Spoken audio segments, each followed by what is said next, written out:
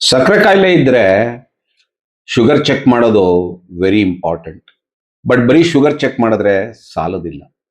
At least ವರ್ಷಕ್ಕೊಮ್ಮೆ ನೀವು ಕೆಲವೆಲ್ಲ ಟೆಸ್ಟ್ ಮಾಡಲೇಬೇಕು.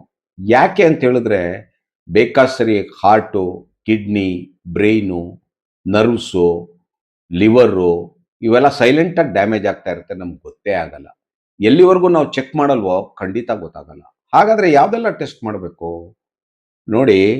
HbA1c ಅಟ್ಲೀಸ್ಟ್ 3 ತಿಂಗಳಿಗೊಂದ್ಸರಿ ಚೆಕ್ ಮಾಡಿದ್ರೆ ಆವ್ರೇಜ್ ಶುಗರ್ ಗೊತ್ತಾಗುತ್ತೆ. ಇಲ್ಲ ಅಂದ್ರೆ ಏನಾಗುತ್ತೆ, ಗ್ಲೈಸಿಮಿಕ್ ವೇರಿಯೇಷನ್ ಅಂತ ಇರುತ್ತೆ. ನಮಗೆ ನಾರ್ಮಲ್ ಫಾಸ್ಟಿಂಗು ಪೋಸ್ಟ್ ಪ್ರ್ಯಾಂಡಿಯಲ್ ಕರೆಕ್ಟ್ ಆಗಿರುತ್ತೆ, ಬಟ್ ಬಾಕಿ ಟೈಮ್ಗಳಲ್ಲಿ ಜಾಸ್ತಿ ಇದ್ರೆ ಖಂಡಿತ ನಮ್ಮ ಬಾಡಿಯಲ್ಲಿ ಡ್ಯಾಮೇಜ್ ಆಗ್ತಾ ಇರುತ್ತೆ. ಇದನ್ನ ತಪ್ಪಿಸ್ಬಹುದು. ನೆಕ್ಸ್ಟು ಕೊಲೆಸ್ಟ್ರಾಲ್ ಮತ್ತೆ ECG ಚೆಕ್ ಮಾಡಬೇಕು. ಕೊಲೆಸ್ಟ್ರಾಲ್ ಏನಾಗುತ್ತೆ, ಡಯಾಬಿಟಿಕ್ ಇರೋರಿಗೆ ಜಾಸ್ತಿ ಆಗೋ ಚಾನ್ಸಸ್ ತುಂಬಾ ಇರುತ್ತೆ. ಆಮೇಲೆ ECG ಯಾಕೆ ಅಂತ ಹೇಳಿದ್ರೆ ಹಾರ್ಟ್ ಅಲ್ಲಿ ಪ್ರಾಬ್ಲಮ್ ಇದ್ರೆ ಖಂಡಿತ ಅದನ್ನು ಸಹ ಚೆಕ್ ಮಾಡ್ತಾ ಇರಬೇಕು. 40 ಇಯರ್ಸ್ ಆದ್ಮೇಲೆ ಅಮೆರಿಕನ್ ಹಾರ್ಟ್ ಅಸೋಸಿಯೇಷನ್ ಏನ್ ಹೇಳುತ್ತೆ, ಪ್ರತಿಯೊಬ್ರು ಸ್ಟ್ಯಾಟಿನ್ ತಗೋಬೇಕು ಅಂತ. ಸೊ ಹಾಗಾಗಿ ಪ್ರಿವೆನ್ಷನ್ ಫಾರ್ ಹಾರ್ಟ್ ಅಟ್ಯಾಕ್ ನೀವು ತಗೊಳ್ಳೇಬೇಕು, ಇದನ್ನ ಟೆಸ್ಟ್ ಮಾಡಲೇಬೇಕು. ನೆಕ್ಸ್ಟ್ ಬ್ಲಡ್ ಪ್ರೆಷರ್ನ ಚೆಕ್ ಮಾಡ್ತಾ ಇರಬೇಕು. ಕಣ್ಣಿನ ತಪಾಸಣೆ ಮಾಡ್ತಾ ಇರಬೇಕು. ಏನಾಗುತ್ತೆ, ಡಯಾಬಿಟಿಕ್ ರೆಟಿನೋಪತಿ, ರೆಟಿನಲ್ ಡಿಟ್ಯಾಚ್ಮೆಂಟು, ಫ್ಲೋಟರ್ಸು, ಹಾಗೆ ಕೆಟ್ರಾಕ್ಟು ಇಂಥವೆಲ್ಲ ಸಮಸ್ಯೆಗಳು ಬರ್ಬೋದು ಕಣ್ಣಿದ್ದು.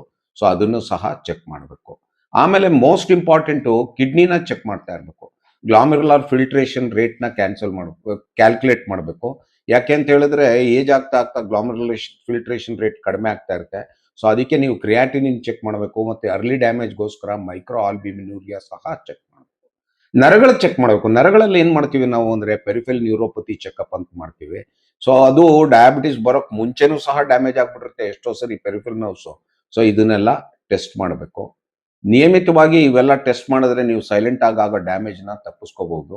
ದಯವಿಟ್ಟು ಇದನ್ನೆಲ್ಲ ಟೆಸ್ಟ್ ಮಾಡಿ ನಿಮ್ಮ ಡಾಕ್ಟರ್ ಹತ್ರ ಕನ್ಸಲ್ಟ್ ಮಾಡಿ, ವರ್ಷಕ್ಕೊಂದ್ಸರಿ ಆದ್ರೂ ಮಾಡಿ, ಮುಂದಾಗೋ ಅನಾಹುತನ ತಪ್ಪಿಸ್ಕೊಳ್ಳಿ. ಒಟ್ಟಿಗೆ ಪ್ರಾಬ್ಲಮ್ ಬರೋದನ್ನ ನೀವು ಸ್ವಲ್ಪ ಹಣ ಖರ್ಚು ಮಾಡಿದ್ರು ಪರವಾಗಿಲ್ಲ, ಇದನ್ನ ಟೆಸ್ಟ್ ಮಾಡಿಸ್ಲೇಬೇಕು.